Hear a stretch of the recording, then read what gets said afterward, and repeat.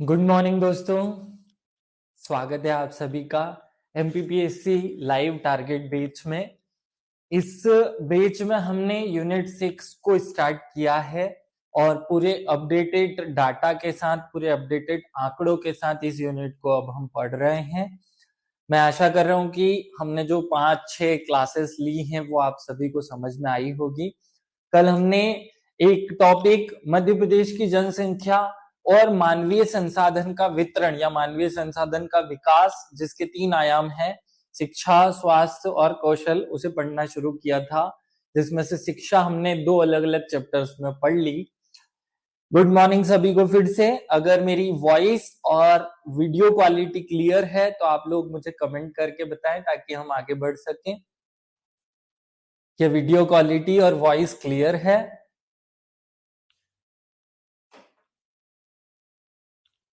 Good morning Sonu, good morning Neha, good morning Pooja, Suren good morning, Aarti good morning, सभी को good morning. ठीक है, अगर ऑल चीजें क्लियर हैं तो हम स्टार्ट करते हैं। बाकी सभी भी जल्दी से जुड़ जाए। हम सेकेंड यूनिट सिक्स्थ यूनिट के इस टॉपिक को पढ़ने जा रहे हैं, तो पहले हमें बेसिक कॉन्सेप्ट्स को क्लियर करना है। ये बेसिक कॉन्सेप्ट बहुत इंपॉर्टेंट है हमारे लिए। चलिए शुरू करते हैं। सबसे पहले शुरू करने से पहले गणेश जी को याद कर लिया जाए। श्री गणेशाय नमः बोलते हुए और गणेश भगवान को याद करते हुए, साथ में मेरे शिक्षक सुरेश पटेल सर को याद करते हुए हम मूल टॉपिक पर आते हैं। हमें कौशल पढ़ना है। आज का जो टॉपिक है वो हमें मानव संसाधन के विकास का एक आयाम या विकास करने का एक तरीका कौशल होता है, उसकी बात करेंगे आज हम। कल हमने शिक्षा की बात की तो आपके कुछ बेसिक कॉन्सेप्ट्स क्लियर हुए होंगे। ये कौशल होता क्या है, इसे समझ लेते हैं। पहले हमें दिमाग में ये सेट होना चाहिए कि कौशल क्या है। गुड मॉर्निंग फिर से सभी को। कुछ लोग बाद में आए हैं, उनके लिए भी स्पेशल गुड मॉर्निंग भाई। भानु, प्राची, सब लोग ध्यान से इस कॉन्सेप्ट्स को समझें। कौशल क्या होता है? कौशल शब्द को मैं थोड़ा सा सरल बना देता हूं। हिंदी भाषा का एक वर्ड है कुशल। कुशल को और ज्यादा हम अपने शब्दों में बोल सकते हैं सिद्ध हस्त। क्या कह सकते हैं? सिद्ध हस्त। एक्सपर्ट कह सकते हैं। किसी काम को करने में कोई एक्सपर्ट हो, किसी काम का वो एक्सपर्टीज उसमें आ गई हो, तो उसे हम कहते हैं वो कुशल व्यक्ति है, वो फलाना काम करने में कुशल है। जैसे अगर एक कुम्हार मटका बनाने में अगर बहुत अच्छा मटका बना लेता है तो हम कहेंगे कि वो एक कुशल कुम्हार है। ऐसे ही अगर कोई व्यक्ति बाल काटने में बहुत कुशल है तो हम कहेंगे कि वो नाई बहुत कुशल हस्त है, सिद्ध हस्त है। बस उसी से शब्द का निर्माण हुआ, कुशल से ही कौशल बना। कौशल वह योग्यता होती है, वह योग्यता होती है जो किसी कार्य को, किसी प्रक्रिया को, कार्य कह दो या प्रक्रिया कह दो, किसी प्रक्रिया को पूर्ण या अच्छे ढंग से करने को दर्शाती है। अच्छे ढंग से करने को दर्शाती है, या अच्छे ढंग से अगर हम कोई काम कर सकते हैं तो हम कहेंगे कि वो कुशल है। लेकिन क्योंकि हमारा सब्जेक्ट अर्थव्यवस्था है, यहां हर चीज पैसे या अर्थ को कॉन्सेंट्रेट करके बोली जाती है, कही जाती है, बनाई जाती है। इसलिए हम कहते हैं कि देखिए, हम काम करना माने रोटी बनाना, तो रोटी बनाने में भी कोई व्यक्ति कुशल हो सकता है और वो उसे रोटी बनाने की जो प्रोसेस है, उस प्रक्रिया को हम, अगर कोई व्यक्ति जानता है तो उस व्यक्ति को हम कुशल या उस कार्य को सीखने की प्रक्रिया को कौशल कहेंगे। तो यहाँ कौशल शब्द को थोड़ा सा समझ लीजिए। किसी व्यक्ति को किसी व्यक्ति को किसी व्यक्ति को व्यक्ति को किसी कार्य में कुशल बनाने के लिए, किसी कार्य में कुशल बनाने के लिए जो शिक्षा या प्रशिक्षण दिया जाता है, या शिक्षा या प्रशिक्षण दिया जाता है, वही कौशल कहलाता है। बहुत ही सिंपल शब्द है। किसी भी व्यक्ति को किसी भी कार्य में कुशल बनाने के लिए उसे अगर कोई शिक्षा या कोई प्रशिक्षण दिया जाता है तो इस शिक्षा या प्रशिक्षण को हम कौशल नाम से जानते हैं, या इस ज्ञान को हम कौशल कहते हैं। बड़ी आसान है ये परिभाषा। कौशल माने स्किल्स, कौशल को इंग्लिश में कह दो स्किल्स, शिक्षा को एजुकेशन कह दो, प्रशिक्षण को ट्रेनिंग कह दो। तो किसी व्यक्ति को एक्सपर्ट बनाने के लिए, किसी काम को करने में एक्सपर्ट बनाने के लिए अगर हम, या उसे कोई स्किल सिखाने के लिए अगर हम कोई एजुकेशन या ट्रेनिंग देते हैं तो इनका मिला जुला रूप ही कौशल कहलाता है, स्किल कहलाता है। बहुत कॉमन सी सरल सी परिभाषा थी। यहां से हमें एक बात और सीखने को मिल गई कि हमें कौशल देने के दो तरीके होते हैं भैया, या तो उसे ट्रेनिंग या तो उसे एजुकेशन दे दो या फिर उसे ट्रेनिंग दे दो। बहुत ही सिंपल है, इसीलिए हमारी जो शिक्षा प्रणाली है उसमें दोनों का कॉम्बिनेशन होता है। आप देखेंगे कि इंजीनियरिंग के लास्ट ईयर में उसे इंटर्नशिप करने को कहा जाता है, वो हो जाती है ट्रेनिंग, और उसके पहले उसे 3 साल 4 साल तक जो पढ़ाया जाता है वो हो जाती है शिक्षा। आईटीआई के जो बच्चे हैं, आईटीआई वाले बच्चों को ज्यादातर ट्रेनिंग पर फोकस किया जाता है, और जो इंजीनियरिंग या पॉलिटेक्निक वाले बच्चे होते हैं उनके इस पार्ट पर फोकस किया जाता है।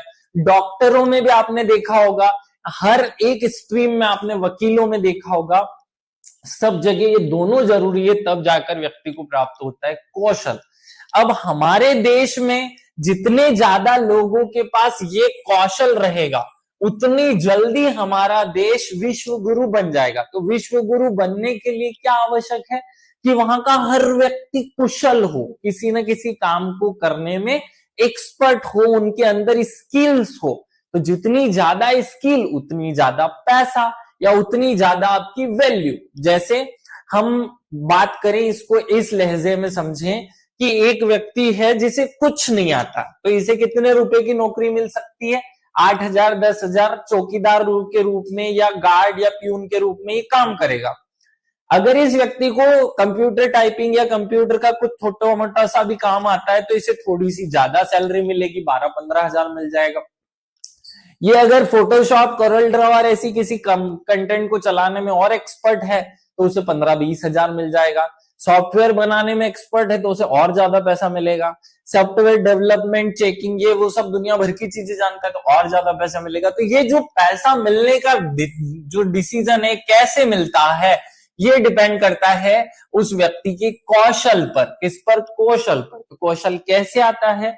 उच्च शिक्षा या शिक्षा और प्रशिक्षण से। तो मैंने यहाँ उच्च शिक्षा क्यों लिख रखा है जब शिक्षा से कौशल आता है? तो क्योंकि शिक्षा दो प्रकार की होती है।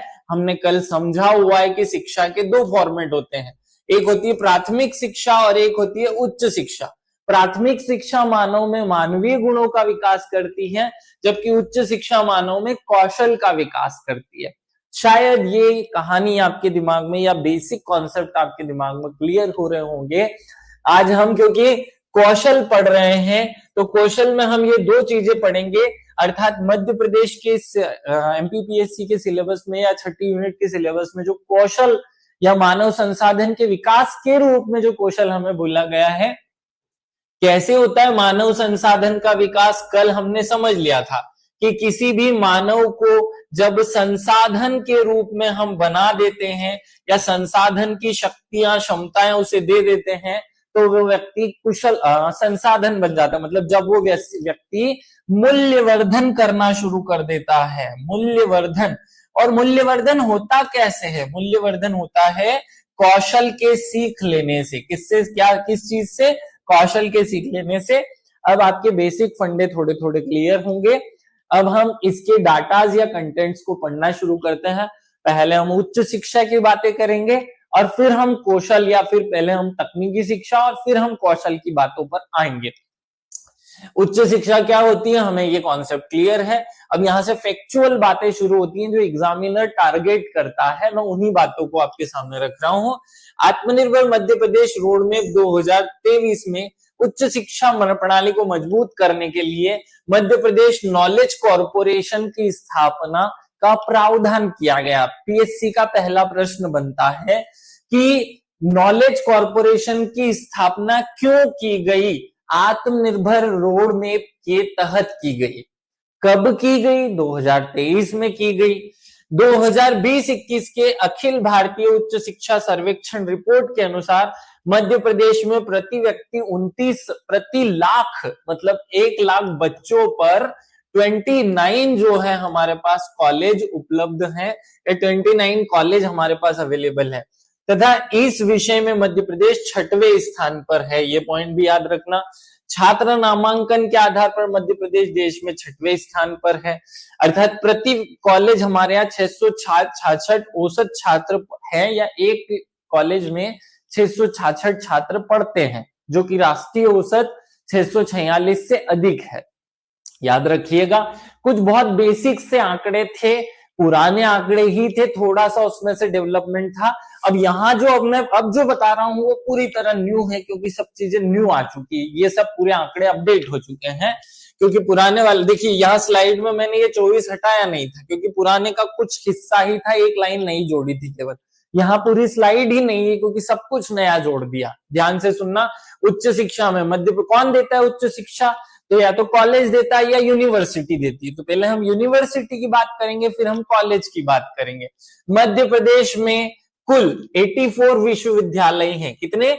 देखो, मैं कॉलेज की बात नहीं कर रहा हूं, मैं यूनिवर्सिटी की बात कर रहा हूं, दोनों में अंतर है।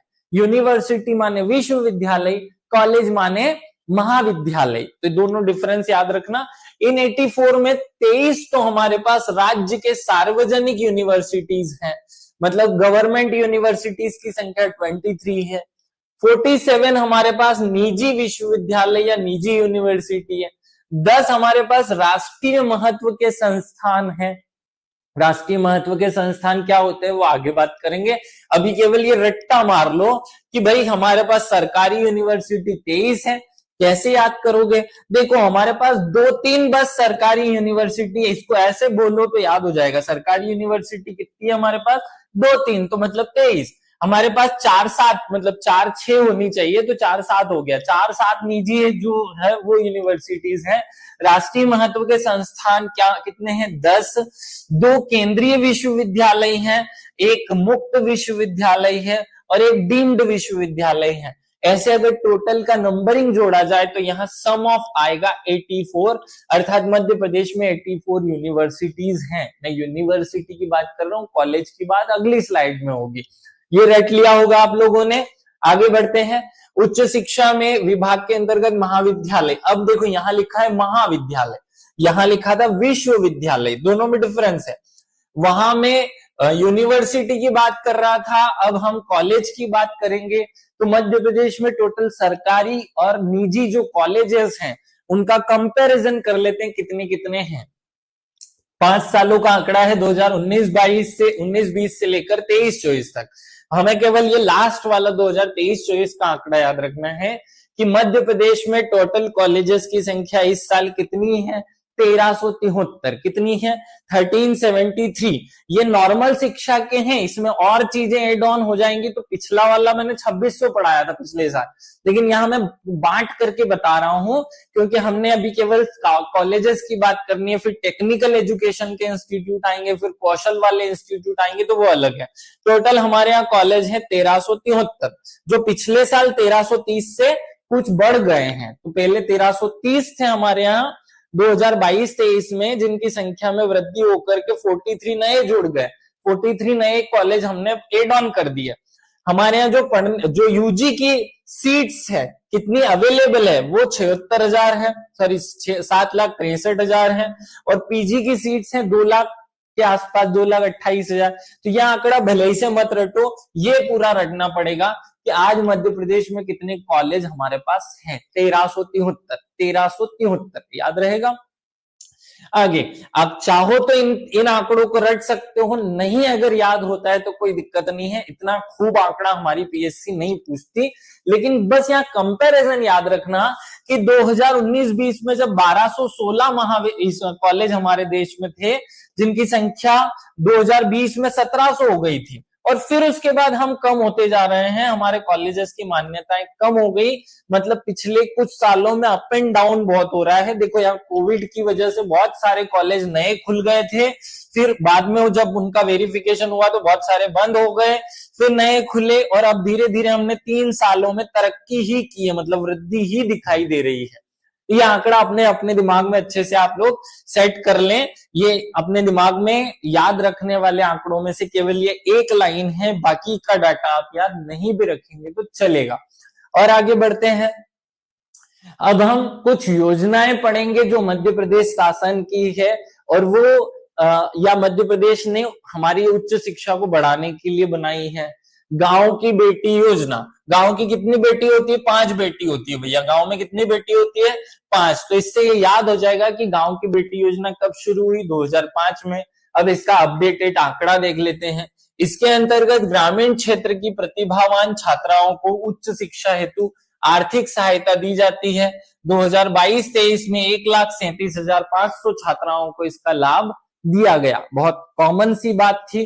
क्या लाभ देते हैं? तो जो कॉलेज में एडमिशन लेती है उनको 500 रुपए पर महीना, और जो टेक्निकल एजुकेशन में एडमिशन लेती है, जैसे डॉक्टर बनने, इंजीनियर बनने या ऐसा कुछ करने के लिए, तो उनको 750 रुपए महीने के हिसाब से सरकार गांव की बेटियों को स्कॉलरशिप देती है। बहुत इंपॉर्टेंट है, एग्जामिनर यहां से एक प्रश्न जरूर बनाता है, बहुत ही इंपॉर्टेंट प्रश्न बनाता है, और उसमें बिल्कुल फैक्चुअल प्रश्न होता है, इसलिए ये सब रट के रखना कि गांव की बेटी योजना कब शुरू हुई? 2005 में शुरू हुई। कितने टोटल महिलाओं को लाभ मिला? तो 1,37,000 को लाभ मिला। अगर ये आंकड़ा नहीं भी याद रहे तो चलेगा, लेकिन इसके लिए स्कॉलरशिप 500 और 700 रुपए बन रही है। आजकल एग्जाम में योजनाओं से क्वेश्चन पूछने का ट्रेंड चेंज हो चुका है। पहले सीधा प्रश्न पूछा जाता था कि जन धन योजना कितनी तारीख को या किस साल में लागू हुई। अब आजकल ऐसा प्रश्न नहीं बनता, आजकल ऐसा प्रश्न बनता है जन धन योजना के संदर्भ में निम्न में से कौन सा कथन सही है? फिर पहला, इस साल में बनी, इतने लोगों को लाभ मिला, इसके तहत ये प्रावधान है, और एक गलत प्रावधान उसमें लिखा रहता है। ये इस तरीके का प्रश्न बनता है। अगला है प्रतिभा किरण योजना। प्रतिभा किरण योजना ये गरीबी रेखा से नीचे जीवन यापन करने वाली शहर की जो लड़कियां हैं, ये गांव की लड़की थी, ये शहर की लड़की है, उनको उच्च शिक्षा में आर्थिक सहायता या स्कॉलरशिप देने का है। सेम टू सेम कॉपी है दोनों, ये गांव की लड़कियों को और ये शहर की लड़कियों को। देखो यहाँ भी 500 रुपए और 750 रुपए, यहाँ भी 500 और 750 रुपए। ये केवल 6,435 महिलाओं को लाभ दे पाई, वो बहुत सारी महिलाओं को लाभ दे पाई। डिफरेंस समझ में आ रहा होगा, दो योजनाएं हमने पढ़ ली। आगे बढ़ते हैं, प्रयोगशाला उन्नयन एवं पुस्तकालय विकास योजना या लाइब्रेरी डेवलपमेंट स्कीम, इसे कहा जाता है शॉर्ट में लाइब्रेरी डेवलपमेंट स्कीम। इसका उद्देश्य क्या है भाई? सरकारी कॉलेजों में प्रयोगशाला, मतलब जो लेबोरेटरीज होती है, उनका उन्नयन, उनको डेवलप करना। 95 कॉलेजों को इसका लाभ मिला मध्य प्रदेश के। बस इतना सा याद रखो, दो बातें थी, खत्म हो गई। प्रतिभाशाली विद्यार्थियों के विदेशी अध्ययन हेतु छात्रवृत्ति, हमारी सरकार विदेश में पढ़ने वाले जो बच्चे होते हैं उनको भी सपोर्ट करती है, लेकिन आंकड़ा बहुत खराब है। देखोगे तो केवल 6 विद्यार्थियों को मध्य प्रदेश शासन ने पूरे साल भर में जो है महत्व दिया, या 6 बच्चों को ही स्कॉलरशिप प्राप्त हुई। कितनी स्कॉलरशिप प्राप्त होती है? तो $40,000 की, 40,000 अमेरिकी डॉलर की सहायता सरकार इनको देती है। अगर कोई बच्चा यहाँ से यूक्रेन, अमेरिका कहीं पे भी अनारक्षित वर्ग का हो, आरक्षित वर्ग का ना हो, अनारक्षित वर्ग का वहां एडमिशन लेता है, तो उसे ये स्कॉलरशिप मध्य प्रदेश शासन की तरफ से दी जाती है। और आगे बढ़ते हैं, स्वामी विवेकानंद करियर मार्गदर्शन योजना बहुत इंपॉर्टेंट है। कब आई थी करियर मार्गदर्शन? तो देखो, करियर का मार्गदर्शन 5 टीचर कर रहे हैं ना अभी, तो 5 में आई थी। तो 2005 में जो है वो स्वामी विवेकानंद करियर मार्गदर्शन योजना आई। इसका उद्देश्य क्या है? निशुल्क विद्यार्थियों को कंप्यूटर और प्रबंध के प्रशिक्षण हेतु प्राप्ति हेतु जीवन निर्वाह और परिवहन भत्ता देना। ये क्वेश्चन बहुत ज्यादा इंपॉर्टेंट है। कौन सी योजना मानव अधिकार आयोग की सिफारिश पर लागू की गई थी? आपको याद रखना है, एक ही योजना की सिफारिश मानव अधिकार आयोग ने की है और वो है स्वामी विवेकानंद करियर मार्गदर्शन योजना। ये लाइन याद रखना, मानव अधिकार आयोग की सिफारिश पर शुरू की गई योजना है। 2023-24 में 27,000 विद्यार्थियों को इसका लाभ मिला और 1773 विद्यार्थियों का प्लेसमेंट भी हुआ, नौकरी भी मिले। बहुत आंकड़ा याद नहीं रखोगे तो चलेगा, बेसिक फैक्ट याद होना चाहिए। मध्य प्रदेश उच्च शिक्षा गुणवत्ता सुधार परियोजना अब इस साल आई है, इसलिए बहुत ज्यादा इंपॉर्टेंट है। यहाँ क्वेश्चन ये बनेगा कि मध्य प्रदेश के कॉलेजों की क्वालिटी को इंप्रूव करने के लिए मध्य प्रदेश शासन ने किस वैश्विक संस्था से समझौता किया? आपको याद रखना है, हमने विश्व बैंक के साथ समझौता किया कि हमारे जो कॉलेज हैं उनकी गुणवत्ता, उनकी क्वालिटी को इंप्रूव करने के लिए पैसे दे दो भैया। और उसने हमको लगभग 400 कॉलेजेस की जो स्थिति है उनको सुधारने के लिए वर्चुअल क्लासेस की स्थापना करने में फंड प्रोवाइड किया है, टेक्निकल असिस्टेंट प्रोवाइड किए हैं। बहुत इंपॉर्टेंट योजना है।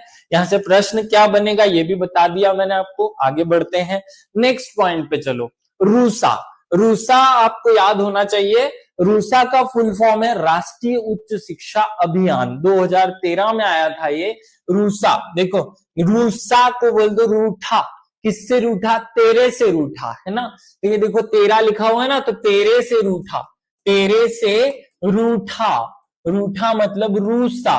तो रूसा किससे? तेरे से। तो तेरे से मतलब तेरा से। तो 2013 में रूसा आया, याद रख लेना।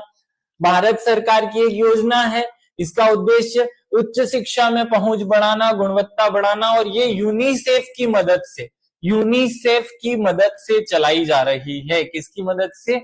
यूनिसेफ की मदद से। याद हो जाएगा। आगे बढ़ते हैं, सेंटर फॉर एक्सीलेंस विश्व बैंक के सहयोग से चलाया जा रहा है। सेंटर फॉर एक्सीलेंस क्या होता है? हमारे यहाँ 3 कॉलेजेस को हमने छांट लिया, उनके अंदर एक एक अलग से हम रूम या एक अलग से सेंटर खोल रहे हैं, जिसे हम सेंटर फॉर एक्सीलेंस बोलेंगे। ये 3 विश्वविद्यालय कौन से हैं? बरकतुल्ला विश्वविद्यालय, बी फॉर भोपाल याद हो जाएगा, देवी अहिल्या का डी आ जाएगा, डी फॉर देवी अहिल्या इंदौर याद हो जाएगा, और ग्वालियर का जी याद हो जाएगा। तो बहुत बड़े अच्छे काम कर रहे हैं ना, तो बड़े जी याद कर लो। मैंने जब याद किया था तो मैंने ऐसे ही याद किया था, है ना। तो बड़े जी जो हैं वहां पर ये बड़े जी में ये स्थापित हो रहा है, B for Barkatullah, D for DAVV, और तीसरा ऑप्शन है जी फॉर जीवाजी। जीवाजी कहां पर है? ग्वालियर में है, डीएवीवी इंदौर में है, बरकतुल्ला भोपाल में। इन तीन जो है सेंटर्स या 3 कॉलेजेस या विश्वविद्यालय यहाँ पर सेंटर फॉर एक्सीलेंस स्थापित किए गए हैं विश्व बैंक की सहायता से। कॉन्सेप्ट थोड़े थोड़े से क्लियर कर लो, केवल बेसिक सी बातें हैं, याद होनी चाहिए। क्या मैं बहुत स्पीड से बोल रहा हूं? आप सभी को समझ आ रहा है ये कंटेंट कि हम क्या बता रहे हैं, क्या याद करना है? एक बार कमेंट करके बताएं। आगे बढ़ते हैं, इसी में हम अगली पॉइंट पढ़ेंगे, तकनीकी शिक्षा और कौशल विकास। देखो, आत्मनिर्भर मध्य प्रदेश रोड मैप 2023 में कौशल विकास को प्राथमिकता दी गई तथा इस हेतु तकनीकी शिक्षा मतलब टेक्निकल एजुकेशन, कौशल विकास और रोजगार विभाग को नोडल एजेंसी बनाया गया। याद रखना, किसे नोडल एजेंसी बनाया गया है कौशल विकास के लिए? तो हमारे यहाँ तकनीकी शिक्षा, कौशल विकास और रोजगार विभाग है, इसको नोडल एजेंसी बनाया गया है। तकनीकी शिक्षा, कौशल विकास एवं रोजगार विभाग के अंतर्गत राज्य के तकनीकी और व्यावसायिक कार्यक्रमों को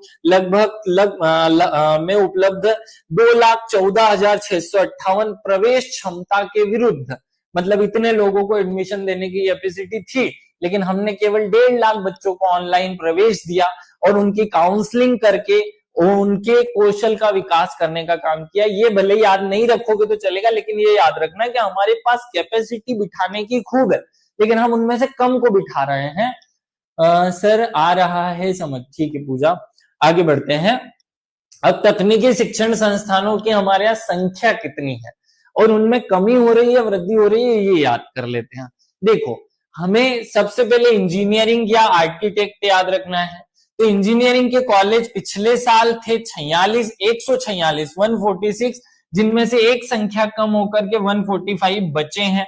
वर्तमान में कितने हैं? 145। मध्य प्रदेश में इंजीनियरिंग की सीटें कितनी हैं? 56,000 सीटें या 56,000 बच्चे एक साल में इंजीनियर हमारे यहाँ बनते हैं, इसीलिए बेरोजगारी ज्यादा बढ़ रही है। खैर वो अलग कारण है।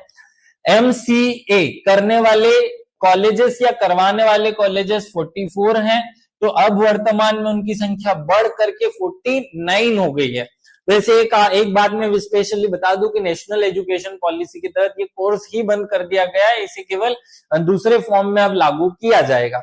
MBA कराने वाले जो कॉलेजेस हैं उनकी संख्या पहले 264 थी, जो बढ़कर 277 हो गई। आप केवल ये आंकड़ा भी याद कर सकते हैं, मैं केवल कंपैरिजन करके बता रहा हूं कि बढ़ रही है कि घट रही है, घट रही है कि बढ़ रही है, बस इतना याद रखना है। और आगे बढ़े, बी फार्मा कराने वाले या एम फार्मा कराने वाले जो कॉलेज होते हैं उनकी संख्या 168 थी, जो अब बहुत ज्यादा बढ़ गई है, 236 हो गई है। तो यहां आपको डिफरेंस देखना है। देखो यहां आपको ग्रोथ परसेंट दिखा रहे संस्थानों में प्रतिशत, यहां माइनस हो गया था क्योंकि यहाँ 146 से 145 हो गए, कमी हो गई। टोटल इंजीनियरिंग के कॉलेजेस में कमी आई, जबकि यहां देखो ये 11% बढ़े, 4% बढ़े और ये 40% बढ़े। मतलब मध्य प्रदेश के उज्जैन में हम जो डिवाइस, मेडिकल डिवाइस पार्क बना रहे हैं, कोविड के बाद जो हमने मध्य प्रदेश को फार्मा हब बनाने का प्लान बनाया है, उसके तहत मध्य प्रदेश में जो मेडिकल की एजुकेशन है उसमें एकदम से ग्रोथ आई है। और देखो यहाँ 168 कॉलेज थे 2022-23 में, जिनकी संख्या 2023-24 में बढ़कर 236 हो जाएगी। 168 और 236 डिफरेंस नजर आ रहा है। बाकी सब जगह 2-2, 3-3, 4-4 बढ़ रहा है, लेकिन बी फार्मा, डी फार्मा में देखो कितना ज्यादा ग्रोथ है। तो ये हमें दर्शाता है, यहीं से PSC प्रश्न बनाती है। निम्नलिखित में से वृद्धि या कमी, ऐसा कोई प्रश्न बना लेगा। जैसे पिछले साल 2024 की परीक्षा में उसने प्रति व्यक्ति आय की तुलना करके एक प्रश्न बनाया था MPPSC ने 6ठी यूनिट से। बड़ा टफ प्रश्न था अगर हम कंपैरिजन करके नहीं पढ़ते तो, क्योंकि आप सबको पढ़ाया हुआ था इसलिए बड़ा आसानी से बन गया। ये हमें याद रखना है। डिप्लोमा इंजीनियरिंग वाले कॉलेजेस की संख्या 132 थी, वो 128 हो गई, कम हो गई। मतलब तो सिंपल सी बात है, दो जगह कमी आती है। इंजीनियरिंग वाले सेक्टर में धीरे धीरे मध्य प्रदेश में कमी आ रही है कॉलेजों में और सीटों में, जबकि मेडिकल और फार्मा वाली जो सीटें हैं उनमें वृद्धि हो रही है। बहुत बेसिक सी बात यहां से हमने सीखनी थी, सीख ली। प्रवेश क्षमता में कमी वृद्धि छोड़ दो, उसका कोई मतलब नहीं है, ये इतना याद मत रखो। ये जो मैंने इसमें से बताया है, ये आंकड़ा आपको रट करके अपने दिमाग में सेट करके रखना है। और आगे बढ़ते हैं, नेक्स्ट पॉइंट पे चलते हैं। अब तकनीकी शिक्षा के लिए मध्य प्रदेश सरकार कौन सी योजना चला रही है? हमें पिछली जो एग्जाम में हमने पढ़ा था वो डाटा पूरा अच्छे से याद रखना है, लेकिन नया एड ऑन में बहुत सारा कर रहा हूं इस बार, क्योंकि हमें ये आशा है कि यहां से जो क्वेश्चन आएगा वो आपको बहुत प्रॉफिट दिला जाएगा। यहां से बहुत इजी और बहुत समझ वाला प्रश्न PSC बनाएगा। मुख्यमंत्री मेधावी विद्यार्थी योजना कब हुई थी? 17 में। तो देखो जो मेधावी विद्यार्थी होते हैं उन पे हमेशा खतरा होता है कि कोई उन्हें नजर ना लगा दे। तो मेधावी विद्यार्थी योजना कब आई? खतरे में, मतलब 17 में। तो 17 मतलब खतरा, 17 मतलब क्या हो गया? खतरा।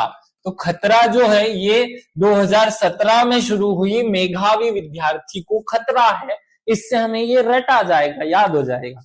क्या होता है इसके तहत? MP बोर्ड में 12वीं कक्षा में 70% या उससे अधिक, और CBSE की जो 12वीं परीक्षा होती है उसमें 85% या उससे अधिक लाने वाले उच्च शिक्षा वाले जो बच्चे होते हैं उन्हें सरकार स्पेशल छात्रवृत्ति देती है, उनको स्पेशली कुछ बेनिफिट्स दिए जाते हैं। इसके तहत 2023-24 में 60,000 बच्चों को इसका लाभ मिला था। ये पॉइंट याद रखना हो तो ठीक है, नहीं भी रखोगे तो बेसिक याद रखना।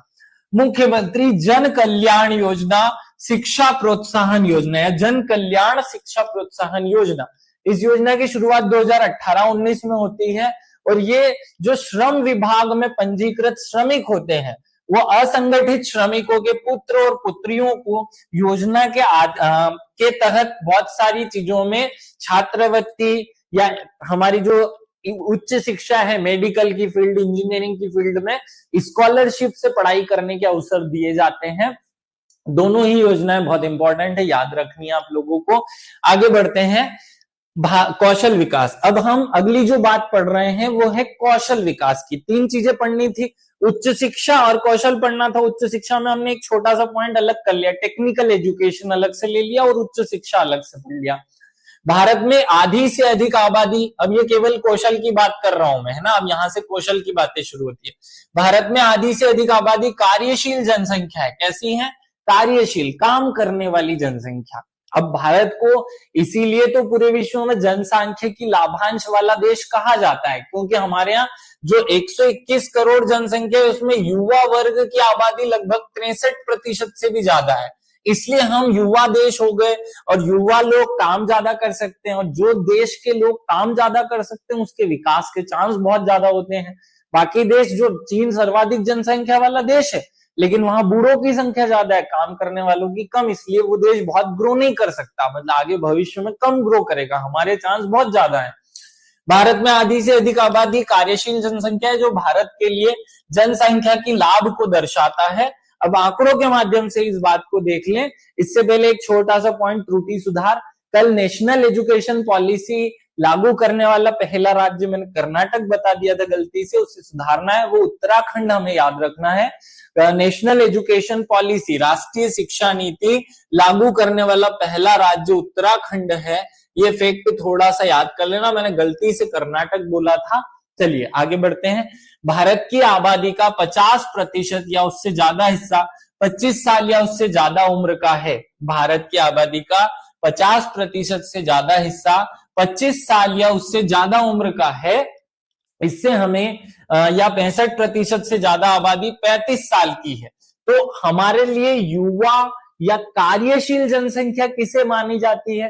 देखो, जो 15 से लेकर के 50 तक की एज के लोग होते हैं वो काम करने वाले या कार्यशील जनसंख्या होती है, और वो हमारे यहाँ खूब है, 65% से भी बहुत ज्यादा है। इस कारण से भारत की जो औसत आयु है वो 28.4 हो जाती है। ये औसत आयु क्या होती है ये बाद में समझा दूंगा जब जनगणना समझाऊंगा।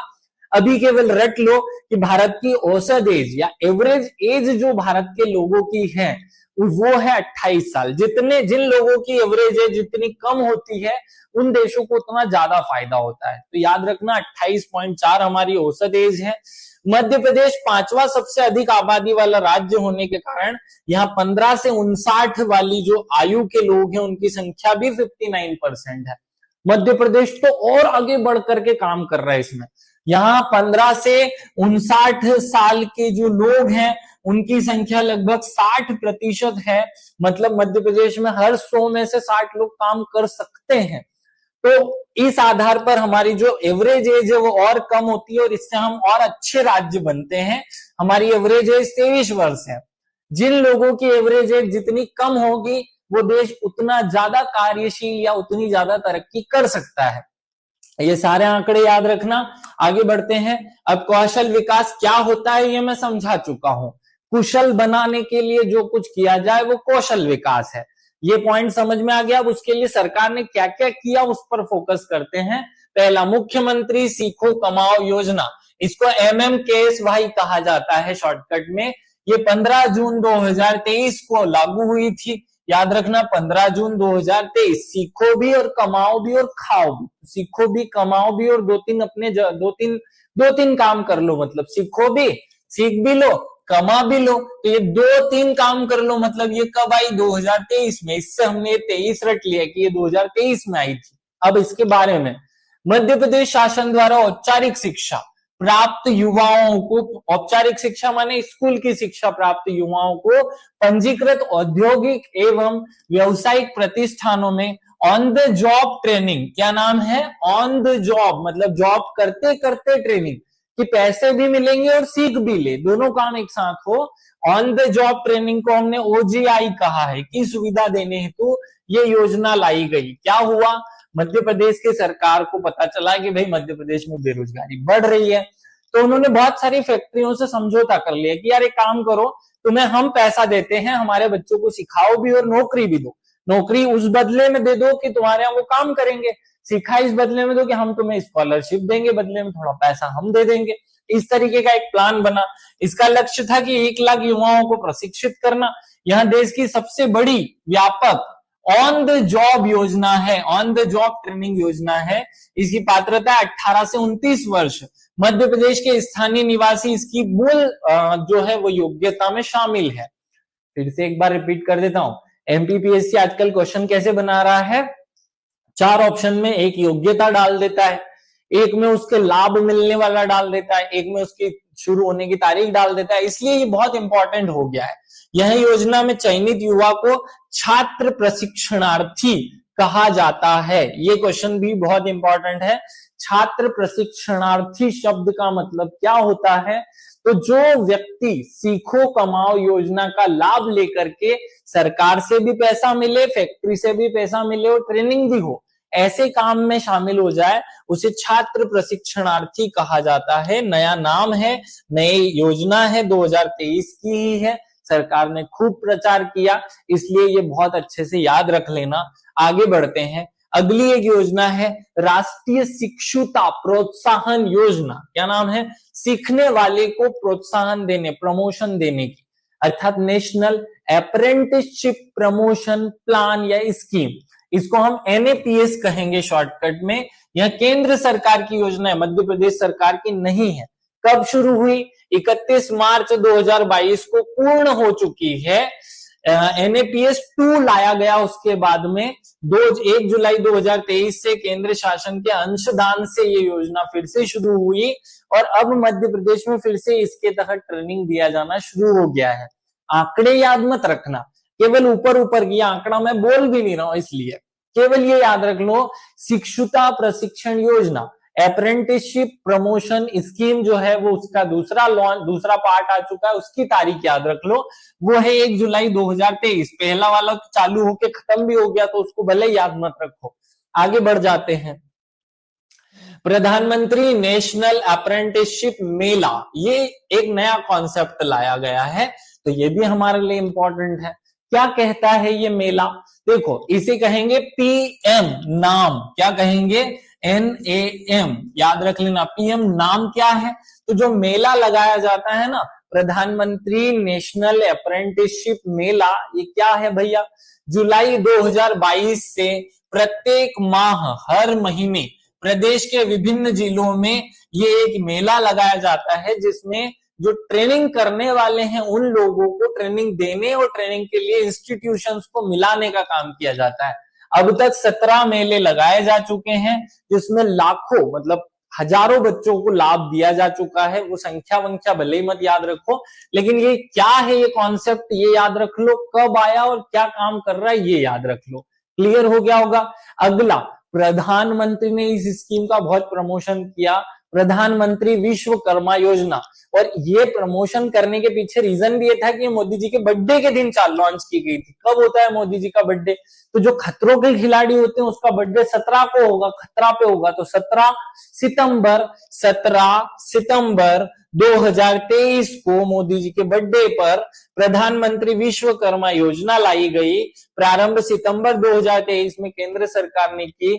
इसमें 18 व्यवसायों के निर्माताओं को के जो कारीगर और शिल्पकार होते हैं उनको शामिल कर लिया गया और शुरू में उनको आईटीआई जैसा प्रशिक्षण प्रदान किया गया। बाद में बहुत सारी चीजें एड ऑन हो गई है।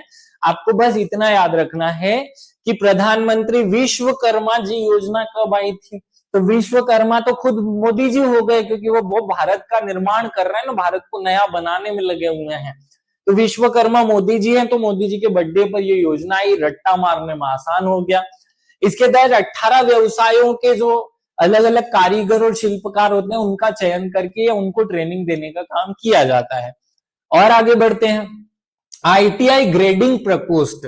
अब हमने क्या किया मध्य प्रदेश में, क्योंकि गुणवत्ता हमारी क्वालिटी बहुत घटिया होती जा रही थी, इसलिए एक प्रकोष्ठ, एक सेक्टर बनाया जो केवल क्वालिटी मैनेजमेंट के लिए ग्रेडिंग देगा। ध्यान से सुनना।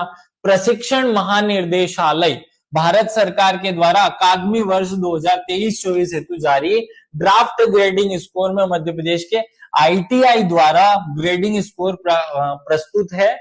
क्या हुआ, मध्य प्रदेश के कुल 702 आईटीआई, मतलब मध्य प्रदेश में कितने आईटीआई हैं, 702, उनमें को डीजीटी द्वारा निर्धारित मापदंडों में 4 एवं उच्च ग्रेडिंग स्कोर प्राप्त हुआ। मतलब हमारे जो आईटीआई हैं वो बाकी देश के जो आईटीआई हैं उनमें चौथा स्थान रखते हैं और बहुत अच्छी क्वालिटी में काउंट होते हैं। तो ये याद रख लेना, इनकी जो ग्रेडिंग थी उसमें 2 आईटीआई के नाम हमें याद रखने, वो बहुत इंपॉर्टेंट है। शासकीय आईटीआई रहटगांव, ये याद रखना एक तो, और एक हरदा का जो आईटीआई है सरकारी वाला, वो हरदा और रहटगांव के आईटीआई को 10 में से 9.2 नंबर, मतलब 9.2, 10 में से 9.2% अंक प्राप्त हुए हैं और ये देश में हमारा गौरव बढ़ाने वाले आईटीआई के रूप में चुने गए। याद रख लेना। आगे बढ़ते हैं। परम, ये बहुत इंपॉर्टेंट शब्द है। परम जो गैर सरकारी मॉडल है, पीपीपी मतलब पब्लिक प्राइवेट पार्टनरशिप, उस मॉडल के तहत हमने आईटीआई हेतु एक पैन इंडिया कार्यक्रम या एक एल्यूमिनाई तैयार किया जिसमें बच्चों को ट्रेनिंग दी जाती है। बहुत ज्यादा मत पढ़ो, केवल परम क्या है तो बच्चों के कौशल विकास, केवल ऐसा याद रख लो कि परम कौशल विकास का एक नया कॉन्सेप्ट है। इतना भी याद रख लोगे तो काम चल जाएगा। मध्य प्रदेश के 23 जिलों में कुल 42 शासकीय आईटीआई में का चयन इसके तहत किया गया और आईटीआई को ट्रेनिंग देना है। क्या बोल रहे हैं, इंडस्ट्रियल इंस्टीट्यूट जो होते हैं उनको ट्रेनिंग देने के लिए आईआईटी बॉम्बे की मदद से एक प्लान तैयार किया गया है। आईटीआई को ट्रेनिंग देने के लिए आईआईटी बॉम्बे की मदद ली गई है, ये याद रख लेना। तो इसमें जो सपोर्टिंग कैरेक्टर है वो आईआईटी बॉम्बे एल्यूमिनाई की पहल करता है या उसकी मदद से ये काम किया जा रहा है। आगे बढ़ो। आईटीआई मानपुर उमरिया, सरदारपुर धार, घोड़ा डोंगरी बैतूल, ठीकरी बड़वानी और रामा झाबुआ, ये 5 ऐसे आईटीआई हैं जहां पर नए टाइप के कोर्स को लॉन्च करके बच्चों को ट्रेनिंग देने के लिए इस परम कार्यक्रम का उपयोग किया गया है। परम फाउंडेशन बनाया गया जो बच्चों में कौशल विकास के लिए आईटीआई के पूरे सिस्टम को चेंज करेगा। याद रख लेना। और आगे बढ़ते हैं। स्ट्राइव, ये शब्द ही पूछ लेगा कभी कभी, तो एग्जाम में ये शब्द पूछ लेते हैं ना। स्ट्राइव क्या होता है, skill strengthening for industrial value enhancement, ये शब्द याद रख लेना। स्ट्रीव ये एक योजना है, याद रखना। विश्व बैंक की सहायता से मध्य प्रदेश और केंद्र सरकार दोनों इसे चला रही है। कब से चला रही है तो 2019 से चला रही है। स्ट्रीव कब आया था, स्ट्रीव योजना 2019 में आई थी, तब से ये चलाई जा रही है। बहुत इंपॉर्टेंट पॉइंट है। ये पूर्ण कब होगी तो इस साल ये पूरी हो चुकी है। इसके तहत बहुत सारे आईटीआई का और आईआईटी का चयन करके उनके डेवलपमेंट या उनमें सुधार का काम किया गया ताकि कौशल विकास को बढ़ावा दिया जा सके। तो केवल इतना पॉइंट याद रखो, स्ट्रीव क्या है। मध्य प्रदेश में और भारत में स्किल डेवलपमेंट के लिए चलाया गया विश्व बैंक का एक क्लॉज है, विश्व बैंक की सहायता से चलाया गया एक प्लान है। खत्म हो गई बात। शुरू कब हुआ, 2019 में, 5 वर्षों के लिए था। तो 2019 में अगर चला तो 5 वर्ष होते हैं 2024 में, इसलिए 2024 में ये समाप्त हो चुका है। क्लियरली याद हो गया होगा। आगे बढ़ते हैं। 2-3 शब्द और देख लो, ये टॉपिक ही खत्म हो जाएगा। क्रिस्प, क्रिस्प क्या होता है, क्रिस्प शब्द का मतलब होता है centre for research and industrial stop performance. ये एक सेंटर होता है ट्रेनिंग का। इसकी स्थापना कब हुई थी क्रिस्प की, 1997 में हुई थी। उद्देश्य क्या है, तकनीकी दक्षता में वृद्धि करना, जो काम करने वाले लोग हैं उनकी तकनीकी दक्षता में वृद्धि करना। क्रिस्प जो है वो कहां पर है, वो भोपाल में है। और एमएसएमई प्रौद्योगिकी केंद्र कहां पर है, इंदौर में है, जिसका नाम इंडो जर्मन टूल रूम भी है। ये दोनों याद रख लें, एग्जाम में क्वेश्चन पूछा जा सकता है। क्रिप्स मध्य प्रदेश में कहां पर है, भोपाल में। कब स्थापना हुई, 1997 में। फिर अगला, एमएसएमई प्रौद्योगिकी केंद्र मध्य प्रदेश में कहां है, इंदौर में है। इंडो जर्मन टूल रूम भी कहां है, इंदौर में है। एमपीकॉन के माध्यम से विदेशी भाषा प्रशिक्षण के द्वारा छात्रों को ऑन जॉब प्रशिक्षण क्रिस्प दे रहा है। सिंपल सी बात है, बहुत सारा भंडारा भर के याद नहीं भी रखना हो तो इतना याद रखना कि क्रिस्प नाम का एक संस्था है जो बच्चों के अंदर या जो काम करने वाले जो टीचर्स हैं, प्रशिक्षण देने वाले हैं, सबके इन्हांसमेंट मतलब उनके इंप्रूवमेंट के लिए काम करता है। क्रिस्प 1997 में बना, भोपाल में इसका मुख्यालय है। एक संस्था और याद रख लो, एमएसएमई प्रौद्योगिकी केंद्र इंदौर में है, और एक संस्था और है एमपीकॉन। क्या नाम है? एमपीकॉन। ये तीनों मिलकर के विदेशी लैंग्वेज हमारे बच्चों को सिखाती हैं ताकि हमारे बच्चों को वर्ल्ड में लीडर बनने में सहायता मिल सके। और आगे बढ़ते हैं, Madhya Pradesh global skill park, ये एक नया कॉन्सेप्ट लाया गया, Madhya Pradesh global skill park. ये क्या है भैया? तो पहले से चुका, लेकिन क्वेश्चन एग्जाम में यहां से पूछा गया है कि ग्लोबल स्किल पार्क योजना किसकी मदद से चल रही है, कब से चल रही है? तो सिंगापुर की मदद से चल रही है, 2019 में चल रही है, ये याद रखना है ना। मध्य प्रदेश कौशल विकास परियोजना के अंतर्गत एशियन डेवलपमेंट बैंक और सिंगापुर, ये दो चीजें हमें याद रखनी है। पैसे की जरूरत को पूरा कर रहा है एडीबी, और जो ट्रेनिंग देने का काम है, जो प्रशिक्षण में जो क्वालिफिकेशन या जो हमें चीजें चाहिए वो दे रहा है सिंगापुर। तो सिंगापुर और एडीबी की मदद से हमने ग्लोबल स्किल पार्क की स्थापना मध्य प्रदेश में करना शुरू की। मध्य प्रदेश में पहला ग्लोबल स्किल पार्क 2019 में भोपाल के गोविंदपुर औद्योगिक केंद्र में स्थापित किया गया, जो बहुत इंपॉर्टेंट है, ये प्रश्न हमसे पूछे जाएंगे। 2023 में 5 इंजीनियरिंग कॉलेजों और 6 पॉलिटेक्निकल संस्थानों में तकनीकी पाठ्यक्रम मतलब इंजीनियरिंग की जो पढ़ाई है वो हिंदी मीडियम के बच्चों के लिए हिंदी की किताबों से करवाना शुरू कर दिया है। हिंदी भाषा में टेक्निकल एजुकेशन प्रोवाइड करने वाला पहला राज्य भी मध्य प्रदेश ही बना है। एमबीबीएस की तैयारी भी हिंदी में कराने वाला पहला राज्य मध्य प्रदेश ही बना है, याद रख लेना। और आगे बढ़ते हैं, एक कॉन्सेप्ट है GER, ये क्या होता है? Gross enrolment ratio. क्या होता है? Gross enrolment ratio. याद रखने ला, ग्रॉस इनरोलमेंट रेशो क्या होता है भाई? फिर से एक बार समझ लो। सकल, ग्रॉस माने क्या होता है? ग्रॉस माने होता है सकल, सकल। इनरोलमेंट माने इनरोलमेंट, इनरोलमेंट माने नामांकन, नामांकन। और रेशो माने दर, ये शब्द है दर। हिंदी में बोले तो सकल नामांकन दर, और इंग्लिश में बोले तो ग्रॉस इनरोलमेंट रेशो, लेकिन इसे शॉर्टकट में GER कहा जाता है। GER होता क्या है? किसी भी, देखो 12वीं क्लास के बाद या 10वीं क्लास के बाद या किसी भी कोर्स में जो टोटल बच्चे एडमिशन लेने चाहिए उनमें से कितनों ने लिया। मतलब अगर हमारे यहाँ कॉलेज में पढ़ने वाले बच्चे की संख्या 100 थी, लेकिन उन 100 में से केवल 28 बच्चे ही कॉलेज की एजुकेशन पूरी करते हैं, तो मध्य प्रदेश का GER क्या होगा? 28% होगा। ये फैक्ट समझ आ गया? टोटल पढ़ सकने वाले बच्चों की संख्या में कितने पढ़ रहे हैं उनकी संख्या को ग्रॉस इनरोलमेंट रेशो कहते हैं।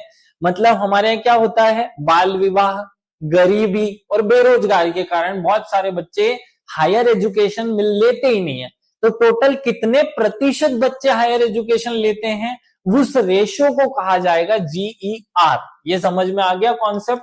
अगर नहीं आया हो तो एक बार आप मुझे हिंट करें ताकि मैं इस पॉइंट को और अच्छे से समझाने की कोशिश कर लूं।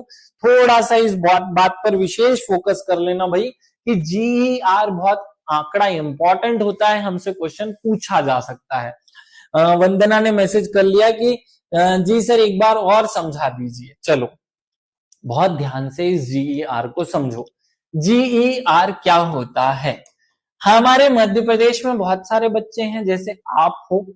अगर आप सब में से, आप सबकी संख्या में 100 मान लेता हूं, जिनको 12वीं पास तो कर ली है या जिनकी एज तो हो गई है कॉलेज जाने की, यहाँ एज से ले लिया जाता है कि भाई 100 बच्चे ऐसे हैं जिनकी उम्र है कि वो कॉलेज जा सकते हैं, या कॉलेज की जो एजुकेशन है वो प्राप्त कर सकते हैं, लेकिन उनमें से केवल 10 या 20 या 30 ही बच्चे हमारे कॉलेज में जा करके पढ़ते हैं। बाकी शादी हो जाने के कारण, गरीबी के कारण, कॉलेज की संख्या कम होने के कारण, या किसी बीमारी के कारण, या किसी न किसी अव्यवस्था के कारण कॉलेज में पढ़ ही नहीं पाते हैं।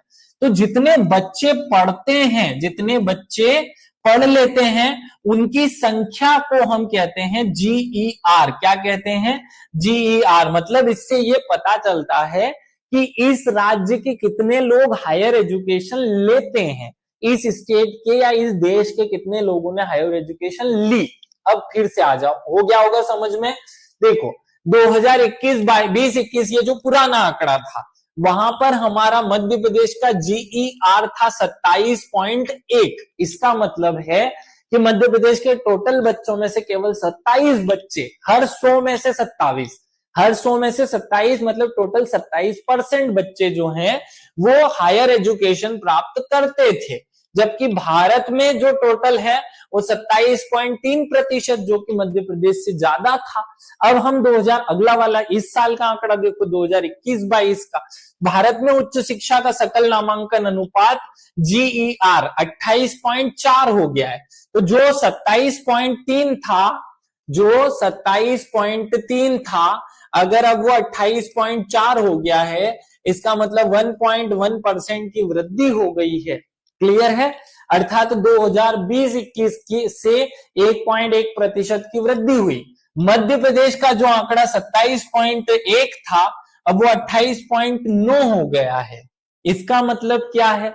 मध्य प्रदेश का GER क्या है? मध्य प्रदेश का वर्तमान GER है 28.9%, जो देश से बढ़ गया है। पहले हमारा GER देश से कम था। देश का जो नेशनल GER होता है उससे मध्य प्रदेश का GER कम होता है। लिंगानुपात समझते हो, साक्षरता दर समझते हो, वैसा ही एक कॉन्सेप्ट होता है GER। GER एक बहुत डेवलपिंग कॉन्सेप्ट है जो ये शो करता है कि भैया मध्य प्रदेश के कितने प्रतिशत बच्चे हायर एजुकेशन, टेक्निकल एजुकेशन लेते हैं। तो हर मध्य प्रदेश के हर 100 में से 28.9% बच्चे कॉलेज की एजुकेशन प्राप्त करते हैं वर्तमान में, जो देश में प्राप्त की जाने वाली कॉलेज एजुकेशन के एवरेज से ज्यादा है। सर ओके, अभी बता दिया, चलो ठीक है, बहुत अच्छे से। क्या ये पूरा पॉइंट आप सबको क्लियर हो गया है? ये आंकड़े एग्जाम में पूछे जाते हैं बच्चों, बहुत इंपॉर्टेंट है। एक एक आंकड़ा ढूंढ ढूंढ कर आपके सामने रखा है, सब कुछ याद रखना है, सब कुछ याद करने का है। और BER और बता दीजिए, क्या BER नहीं समझ पाए गौरी हम आपके क्वेश्चन को? आप मुझसे व्यक्तिगत पूछना, आपका क्वेश्चन समझ नहीं आया मुझे। चलिए, आप सब लोगों को मैंने कौशल पढ़ाया, कौशल में बहुत सारे आंकड़े और डाटाज हमने पढ़ाए। आप इस क्लास में बहुत सारी बातें सीख रहे हैं, इनको याद जरूर रख लेना। मुझे पता है डाटा याद करना बड़ा आसान काम नहीं होता है, फिर भी उसमें से जो इंपॉर्टेंट डाटा है जिसपे मैं टिक करके बता रहा हूं कि ये याद करना, वो जरूर याद करके रख लेना। जैसे मध्य प्रदेश का GER याद रख लेना, जैसे मध्य प्रदेश की इंजीनियरिंग कॉलेज की संख्या में कमी आई जबकि फार्मेसी के कॉलेज की संख्या में 40% वृद्धि हुई। ऐसे बहुत बेसिक आंकड़े आपको याद रखने हैं। इस क्लास को यहीं समाप्त करते हैं, कौशल वाला चैप्टर आपका पूरा होता है। जय हिंद, जय भारत, भारत माता की जय। आगे मिलते हैं थोड़ी देर बाद। Thank you.